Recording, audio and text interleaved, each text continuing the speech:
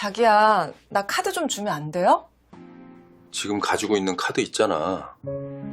아니, 모임이 많아서 한도가 다 차더라고. 아, 가게가 힘들어. 지출을 줄여야 될 것 같아. 요즘은 다 이렇게 살아. 나니까 이 정도 유지하는 거지. 이건 뭐냐? 호텔, 라운지. 자기야, 젊은 여자랑 살려면 남자는 그만큼 능력이 있어야 돼. 내가 사치스러운 게 아니라니까. 내 나이 올해 60이다. 요즘 사람들 말대로라면 요즘 60을 어디 노인이라고 하냐고들 하지만 아침에 일어나면 무릎에서 톡 소리 나는 걸 보면 세월이 어느 정도 지났다는 건 부인할 수 없다. 친구들 대부분은 벌써 손주 돌봐준다고 허리가 끊어진다는 소리를 할 나이다. 명절 때 모이면 손주 사진 보여주는 게 큰 자랑거리다. 우리 손자는 영어 유치원 다닌다. 우리 손녀는 피아노를 한다 하고 떠드는 걸 듣고 있노라면 아무 말도 할 수 없다. 나는 아직 한 번도 결혼을 안 했었으니까. 혼자 산다는 건 큰일은 아닌데 나 혼자만 시간에서 빠진 느낌이 들 때가 있다. 누가 시킨 것도 아니라 그저 열심히 살았다. 30대는 회사 다니며 일했고 40부터는 치킨집을 차려 생계를 버텼다. 그렇게 50과 60이 오고 갔다. 손님이 많든 적든 불만 있는 손님이 있든 없든 하루하루 살림을 잇는 데 집중했다. 부모님 장례 보내드리고 나서부터는 아예 혼자 사는 게 자연스러워져 버렸다. 그러다 문득 문을 열고 들어왔을 때 불이 켜져 있는 집이 궁금했다. 밥 냄새가 나는 집, 말소리가 있는 저녁, 그런 게 한 번도 없던 건 아니지만 60이 가까워져서야 비로소 있으면 좋겠다는 생각을 하게 됐다. 그런 때에 지영을 만났다. 47, 재혼. 전 남편 사이에서 자녀가 있다고 했다. 하지만 그 아이는 전 남편이 키우고 있고 지영은 홀몸이라고 했다. 솔직하게 말하면 그때 안도감이 들었다. 내 나이에 어린아이 키우는 게 현실적으로 쉽지 않다는 걸 잘 알고 있었으니까. 지영은 처음 봤을 때 단정하고 밝았다. 생활력이 있어 보였고 사람 상대하는 게 익숙한 느낌이었다. 말투도 선명했다. 내가 살면서 거의 본 적 없는 이미지였다. 나는 늦게까지 일만 했으니 주변에 그런 타입의 여자를 만날 기회가 없었다. 지영은 느리게 웃었다. 말수가 많지 않아서 더 편해 보였고 어딘지 단단했다. 나이가 들다 보면 외모보다도 생활 냄새라는 게 중요해진다. 지영에게는 진한 화장도 과한 꾸밈도 없었는데 그게 더 좋아 보였다. 우리는 9개월 만에 혼인신고를 했다. 상견례도 따로 없었다.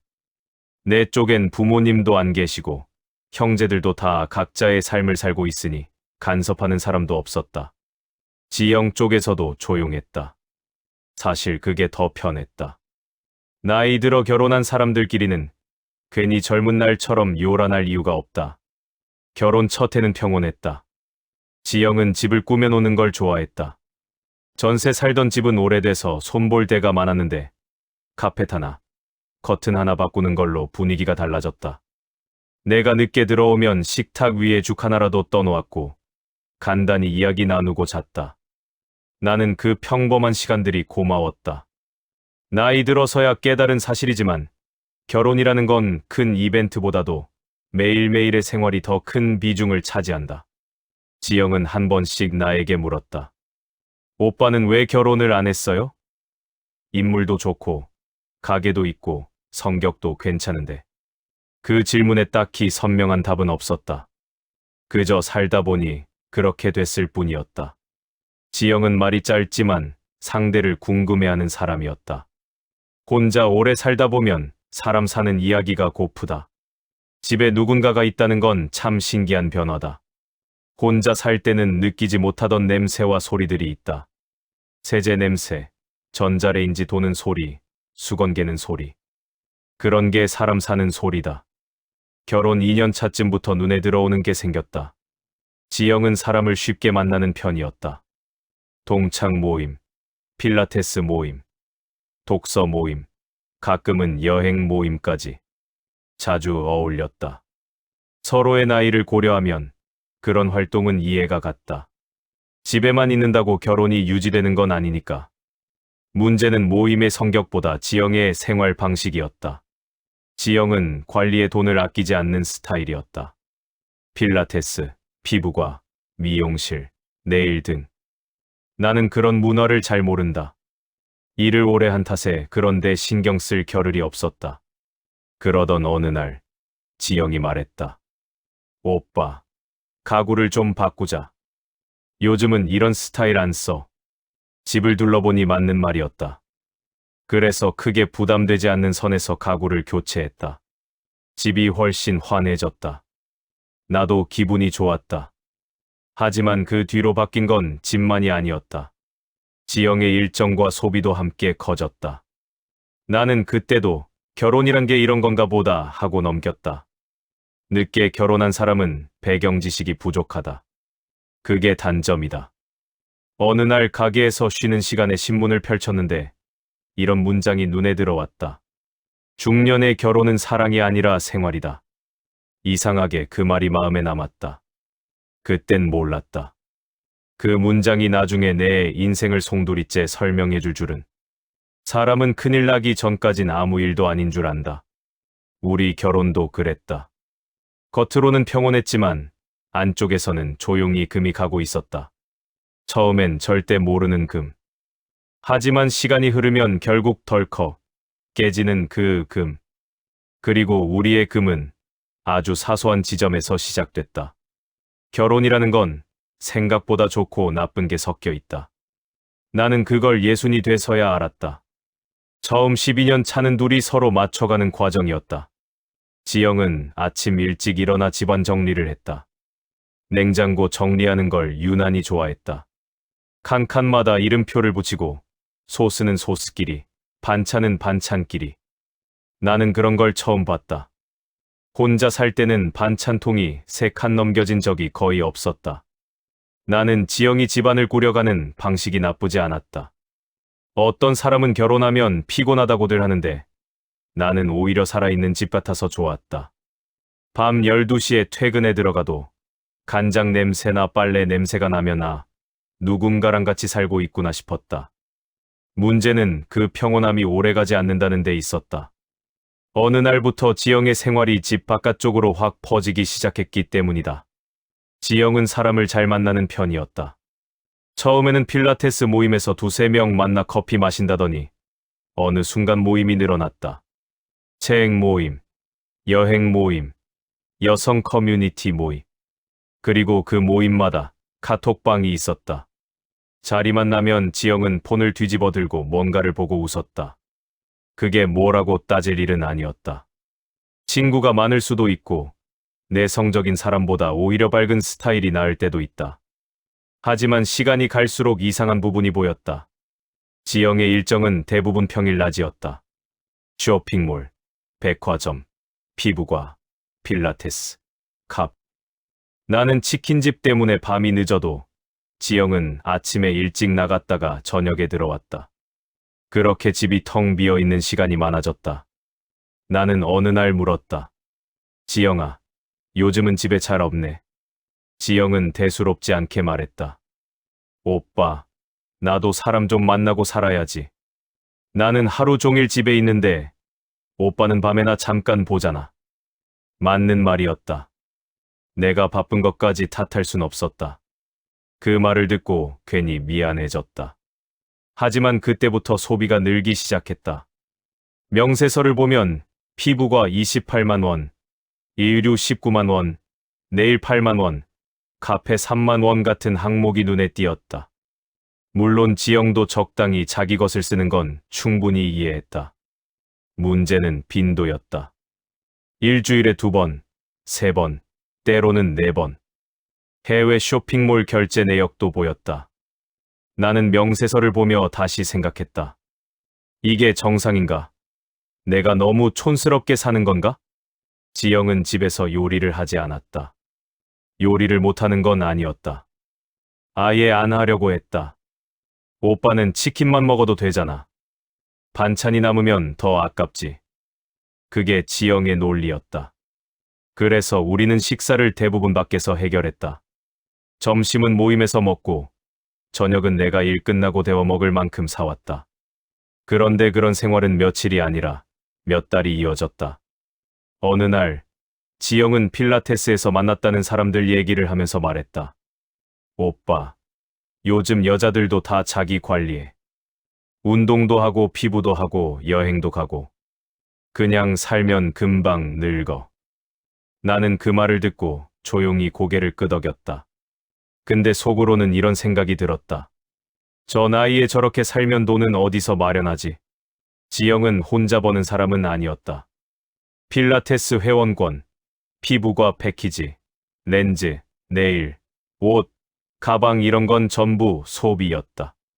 나는 전기세, 가스비, 식비, 집 관리비, 보험료 등 생활비를 전부 부담했다. 지영도 처음에는 생활비를 조금 보탰다. 하지만 어느 순간 그 부분도 사라졌다. 그럴수록 나는 숨이 찼다. 자영업은 한 달은 잘 되고 한 달은 죽어도 안 된다. 그걸 지영은 몰랐다. 그러던 어느 날 지영이 말했다. 오빠, 유럽 가본 적 있어? 나는 손님 나간 테이블을 치우다 말고 대답했다. 아니, 나는 유럽은커녕 제주도도 못 가봤어. 일만 했으니까. 지영은 눈을 동그랗게 뜨고 말했다. 우리 다음에 유럽 가자. 로마, 파리, 프라 너무 좋다던데. 그 말을 듣는 순간 머리를 띵치는 게 있었다. 유럽은 한 번에 5,600도 아니라 1,200, 1,500도 깨지는 여행이다. 나는 지영에게 대답하지 않았다. 말하면 싸울 것 같아서였다. 나는 그날 밤 혼자 가게에서 셀프 치킨을 튀겨 저녁으로 먹었다. 라디오에서 나오는 사연 속 남자는 결혼 30년 차라고 했다. 아내가 여행 가자고 해서 같이 다녀왔다며 뒤늦게 함께하는 삶이 소중하다고 했다. 나는 라디오를 끄고 속으로 생각했다. 저 사람은 분명 나보다는 돈이 있다. 결혼 3년 차가 되자 우리는 같은 집에서 살고 있는데 서로 다른 세상을 살았다. 나는 하루 12시간 치킨집에서 일했고 지영은 낮에 소비하고 밤에 쉬었다. 나는 지영을 불신하려고 한 게 아니었다. 그저 생활 방식이 너무 달랐다. 내가 볼 땐 결혼이 아니라 동거였다. 같은 집을 쓰되 같은 인생을 쓰지 않았다. 문제는 이 생활이 더 깊어질수록 한 가지가 더 선명해진다는 거였다. 결혼이란 것은 생각보다 단순하다. 같은 방향을 보는가, 아닌가. 그게 전부다. 나는 그 단순한 진실을 그때는 몰랐다. 그래서 작은 균열을 무시하고 넘겼다. 하지만 그 균열은 결국 터졌다. 언제나 그렇듯 사소한 순간에. 그때부터 갈등이라는 이름이 우리 집에 들어왔다. 갈등이라는 건 언제나 조용히 스며든다. 한 번에 찾아오지 않는다. 그리고 어느 순간 무게를 드러낸다. 우리 집도 그랬다. 지영은 그해 봄부터 유난히 외출이 잦았다. 낮에 나갔다가 밤늦게 들어오는 일이 많아졌다. 나는 늦게까지 일을 하니 크게 신경 쓸 여유는 없었다. 하지만 어느 날은 지영이 밤 11시 반이 넘어도 들어오지 않았다. 11시 50분쯤 문이 열렸다. 지영은 힐을 벗으며 말했다. 미안, 모임이 좀 길어졌어. 나는 물었다. 술 마셨어? 지영은 가볍게 웃으며 말했다. 와인 한 잔 정도. 뭐가 문제야? 문제가 문제로 보일 때가 있고 그냥 말로 끝날 때가 있다. 나는 그날 말로 넘겼다. 하지만 그 뒤로 같은 일이 반복되면 그건 사람의 습관이 된다. 그리고 어느 날 나는 지영이 방에 두고 간 핸드백에서 영수증을 보았다. 기분 나쁘게 뒤진 게 아니라 지영이 내 카드 좀 챙겨줘라고 해서 열었을 뿐이었다. 거기엔 호텔 라운지, 와인바, 프리미엄 베이커리 같은 단어들이 있었다. 커피 한 잔 5,000원이 아니라 잔술 한 잔에 25,000원짜리였다.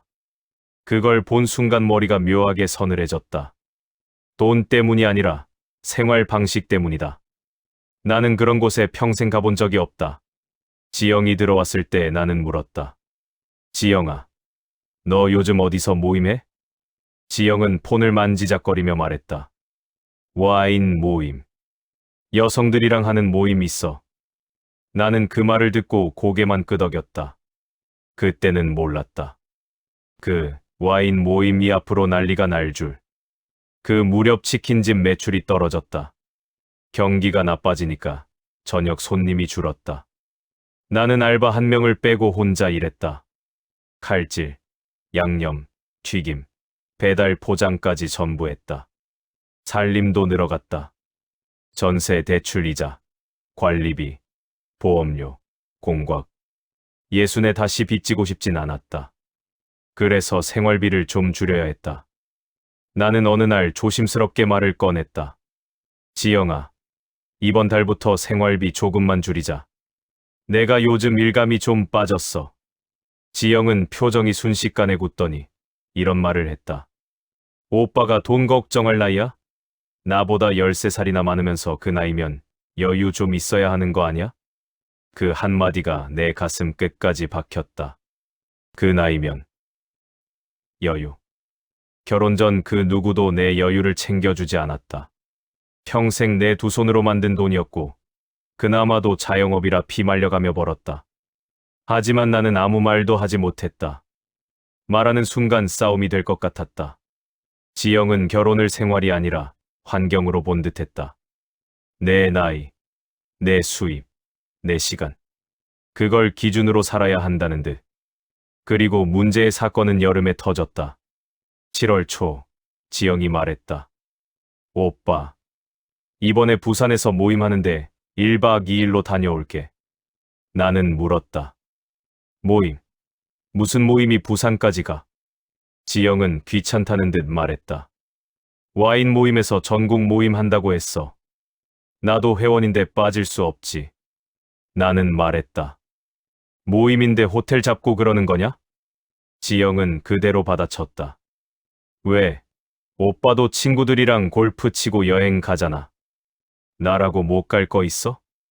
나는 골프도, 여행도 안 간다. 일 때문에. 그걸 말하려다가 입을 다물었다. 말이 길어지면 감정 싸움으로 넘어가기 때문이다. 다음날 지영은 여행 가방을 굴리며 나갔다. 밤 10시가 넘어도 연락이 없었다. 12시에 카카오톡이 왔다. 아내는 호텔에서 모임이 있어서 늦는다는 연락이었다. 나는 답장하지 않았다. 잠을 못 잤다. 아무리 모임이라도 47살 유부녀가 밤 12시에 호텔 반은 좀. 그건 솔직히 정상적 상황은 아니다. 다음 날 오후 지영이 들어왔다. 호텔 냄새, 향수 냄새, 와인 냄새가 섞여 있었다. 지영은 신나 있었다. 오빠, 나 진짜 좋은 사람들 만났어. 다들 멋지더라. 삶이 다들 달라. 나는 일부러 담담하게 말했다. 즐거웠냐? 지영은 웃으며 말했다. 오빠도 좀 즐기고 살아. 인생 한 번이야. 그 말을 들은 순간 느꼈다. 이 사람은 나와 다른 방향을 보고 있구나. 나는 그때 처음으로 불안을 느꼈다. 내 아내가 아니라 내 삶에 탑승한 손님 같았다. 문제는 그 다음부터였다. 지영은 그 부산 모임 이후 2주에 한 번 꼴로 자기 일정을 만들었다. 한 번은 서울, 한 번은 경기, 또 한 번은 지방. 그 와중에 쇼핑도 늘었다. 모임 나가려면 예의에 맞아야 한다며 옷과 가방을 샀다. 그러던 어느 날, 지영이 화장대에서 카드를 꺼내며 말했다. 오빠 카드 좀 주라. 이번 달 말에 결제되면 내가 줄게. 그 순간 내 머릿속이 멈췄다. 평생을 자영업으로 버틴 사람에게 그 말은 굉장히 무거운 말이었다. 나는 말했다. 지영아, 나 이번 달 힘들다. 네 카드로 써. 지영은 기분 나쁘다는 얼굴로 말했다. 아, 진짜. 배우자끼리 이 정도도 못해? 그리고 그 순간 지영의 입에서 이런 말이 나왔다. 오빠, 나이엔 여유가 있어야지. 내가 뭘 크게 바라는 것도 아니고. 그 말을 듣고 나는 조용히 말했다. 지영아, 내가 여유 있었으면 이 나이에 치킨 튀기고 있겠냐. 지영은 눈을 굴리며 방으로 들어갔다. 문이 탕 하고 닫혔다. 그날 이후로 우리는 말을 거의 하지 않았다. 그리고 마지막 폭발은 아주 사소한 데서 터졌다. 모든 사건이 그렇듯 어느 날 출근하려고 주차장에 나가보니 내 차가 없었다. 순간 당황했다. 견인인가? 도난인가? 관리실에 가서 CCTV를 확인했다. 거기에는 지영이 내 차를 몰고 나가는 장면이 있었다. 그리고 밤 11시에 주차장에 들어오는 장면도 있었다. 나는 바로 전화했다. 지영아, 너 차 끌고 나갔냐? 지영은 아무렇지 않게 말했다. 응. 모임에서 좀 멀어서 내가 가져갔지. 나는 최대한 조용히 물었다. 운전면허 있냐? 지영은 말끝을 흐렸다. 있어. 하지만 CCTV 영상에는 지영이 운전석에 앉아 있는데 옆에 남자가 타 있었다. 남자가 길 안내를 하고 있었다. 차는 밤에 주차장에 들어왔지만 지영은 그 남자와 도보로 나갔다. 그리고 40분 후 따로 들어왔다. 그 영상을 보고 나는 손이 떨렸다. 무슨 일 더 벌어진 건지 보다 지영이 말을 숨겼다는 게 문제였다. 거짓은 내용보다 행동이 중요하다. 그날 밤 나는 지영에게 말했다. 지영아, 우리 이제 얘기 좀 하자. 그때부터 진짜 갈등이 시작됐다. 지영과 얘기를 하자고 한 그날 밤. 거실은 이상하게 조용했다. 평소에는 냉장고 돌아가는 소리조차 귀에 들어오지 않았는데 그날은 그 소리가 유난히 크게 울렸다. 지영은 팔짱을 끼고 앉아 있었다. 나는 맞은편에 앉아 조용히 말했다. 지영아, 우리 결혼 생활 잘 되고 있다고 생각해? 지영은 표정을 구기며 말했다. 오빠가 갑자기 무슨 말하고 싶은지 모르겠다. 그래서 나는 조용히, 아주 조용히 말문을 열었다. CCTV 봤다. 그 말이 떨어지는 순간 지영의 얼굴이 굳었다. 놀란 게 아니라 당황을 감추는 얼굴이었다. 나는 이어서 말했다. 운전면허 얘기할 때 있다고 했지. 근데 영상에는 남자가 조수석에 타서 길 안내하고 있더라. 그리고 들어오고 나서 40분 뒤에 따로 들어오더라. 지영은 잠시 말을 멈췄다가 대뜸 목소리를 높였다. 아니, 왜 내 사생활을 CCTV로 감시해? 오빠 미친 거 아니야? 그 말에 나는 빙긋 웃었다.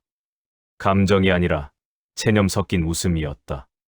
지영아, 결혼한 사람이 밤에 호텔 바에서 남자랑 차 타고 다니는 게 사생활이면 그건 결혼이라고 안 부른다. 지영은 날카롭게 말했다.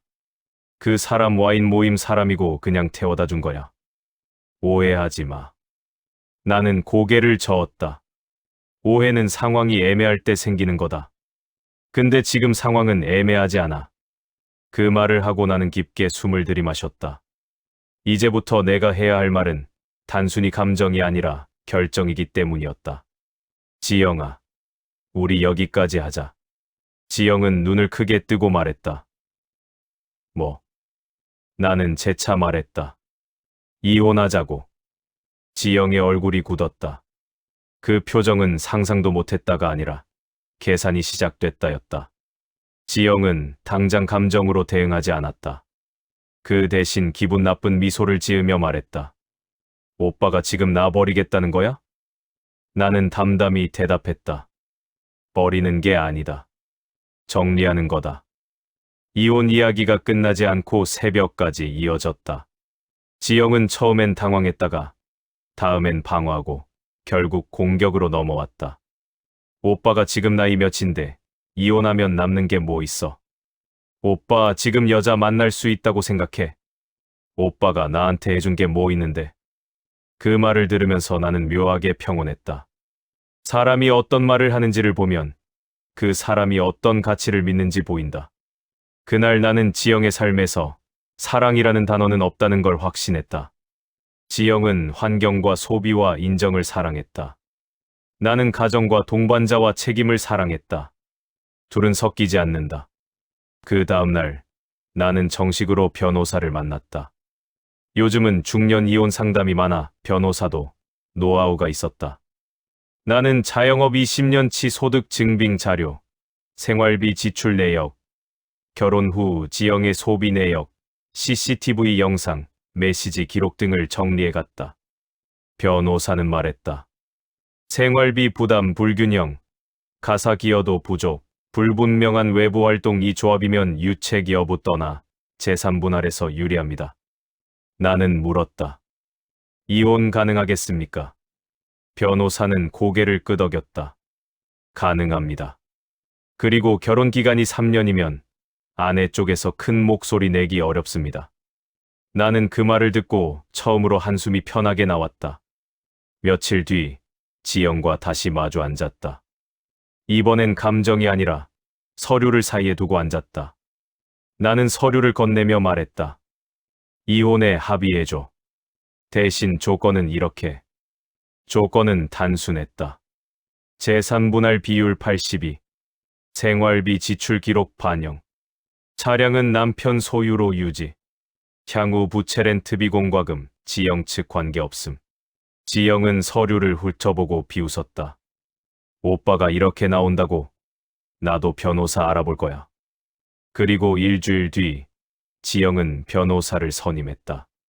하지만 지영 쪽 변호사는 서류를 검토하고 현실적인 얘기를 했다.